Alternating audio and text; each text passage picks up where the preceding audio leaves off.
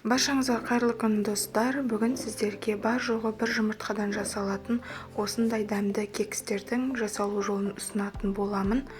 Құрамы өте оңай әрі миксерсіз дайындалатын кексті менімен бірге дайындап көріңіздер. Еліктен өткізілген ұнымызды алдын ала үлкенде ыдысқа салып алатын боламыз. Бұл жерде 2 стакан ұн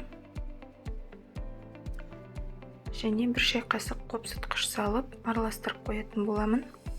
Содан кейін бір жұмыртқамызды ыдысымызға шағып, венчиктің көмегімен араластырып, секер қосып, біркелкі масса жасаймыз. Енді осының үстіне 1 стакан сүтімізді құямыз.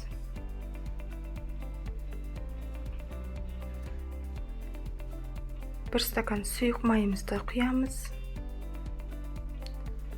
Жақсылап араластырып алғаннан кейін осының үстіне манағы ұнымызды бөліп қосатын боламыз. Барлығын бірден салып жібермеңіздер, 2 бөліп салсаңыздар жеткілікті.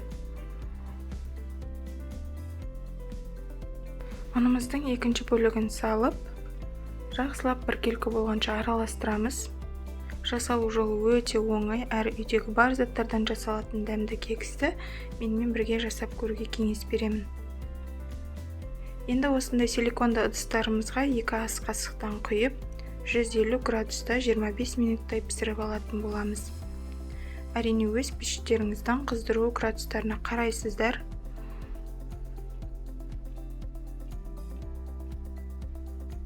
Достар, егер менің видеом ұнап жатырса, арнама тіркеліп, лайк басып, пікір қалдыруды ұмытпаңыздар.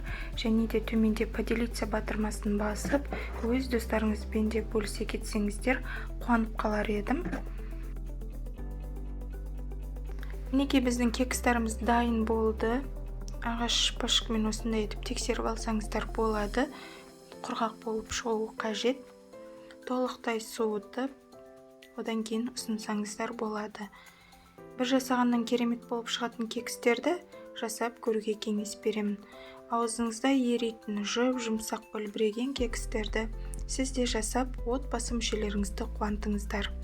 Сіздермен болған Замира, астарыңыз дәмді болсын. Келесі кездескенше сау болыңыздар.